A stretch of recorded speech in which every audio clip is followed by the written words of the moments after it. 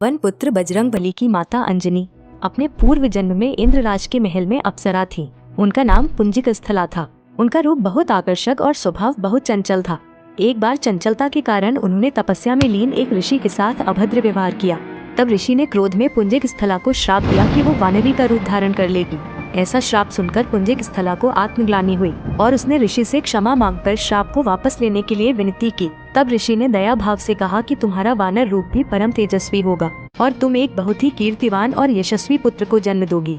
तपस्या में लीन ऋषि से श्राप मिलने के पश्चात एक दिन पुंजिकस्थला से इंद्रदेव ने मनचाहा वरदान मांगने के लिए कहा।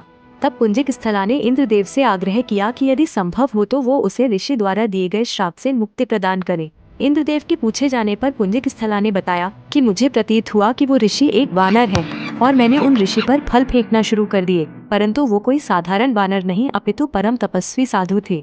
मेरे द्वारा तपस्या भंग होने के कारण उन्होंने मुझे श्राप दिया कि जब भी मुझे किसी से प्रेम होगा तो मैं वानर का रूप धारण कर लूंगी। मेरा ऐसा रूप होने के बाद भी उस व्यक्ति का प्रेम मेरे प्रति कम नहीं होगा। इंद्रदेव ने पूरा वृत्तांत सुनने के पश्चात कहा कि तुम्हें धरती पर जाकर निवास करना होगा। वहाँ तुम्हें एक राजकुमार से प्रेम होगा जो तुम्हारा पति बनेगा।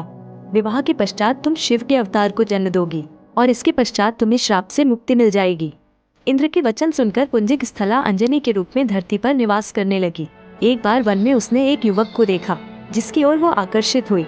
जैसे ही उस युवक ने अंजनी को देखा, अंजनी का चेहरा वानर का हो गया। अंजनी ने उस युवक से अपना चेहरा छुपाया। जब युवक उसके पास आया तो अंजनी ने कहा, मैं बहुत बदसूरत हूँ। परंतु जब अंजनी ने उस युवक की ओर देखा तो वो भी वानर रूप में ही था। उस युवक ने बताया कि मैं वानर राज केसरी हूँ और जब चाहूँ तब मनुष्य रूप धारण कर सकता हूँ। दोनों को एक दूसरे से प्रेम हुआ और वे विवाह के बंधन में बंध गए। कुछ समय पश्चात जब दोनों संतान सुख से वंचित रहे तब अंजनी मातंग ऋषि के पास पहुंची और अपनी पीड़ा बताई। तब मातंग ऋषि ने उन्हें नारायण पर्वत पर स्थित स्वामी तीर्थ जाकर 12 वर्ष तक उपवास करके तप करने के लिए कहा। इस प्रकार वायुदेव ने अंजनी की तपस्या से प्रसन्न होकर वरदान दिया कि तुम्हें अग्नि, सूर्य, सुवर्ण, वेद वेदांगों का मर्मज्ञ और बलशाली पुत्र प्राप्त होगा। यह वरदान प्राप्त होने के पश्चात वे शिव जी की तपस्या करने लगी। तब शिव जी ने प्रसन्न होकर उन्हें वरदान मांगने के लिए कहा और फिर अंजनी ने ऋषि द्वारा मिले श्राप के विषय में बताते हुए कहा कि इस श्राप से मुक्त होने के लिए मुझे शिव के अवतार को जन्म देना है। इसलिए हे महादेव, कृपया आप बाल रूप में मेरे गर्भ से जन्म ले। शिव जी ने अंजनी को आशीर्वाद दिया और उनके गर्भ से बजरंगबली के रूप में जन्म लिया। अंजनी पुत्र होने के कारण हनुमान जी को आंजनेय भी कहा जाता है। और दोस्तों, यहाँ पर समाप्त करते हैं हम आज की कड़ी।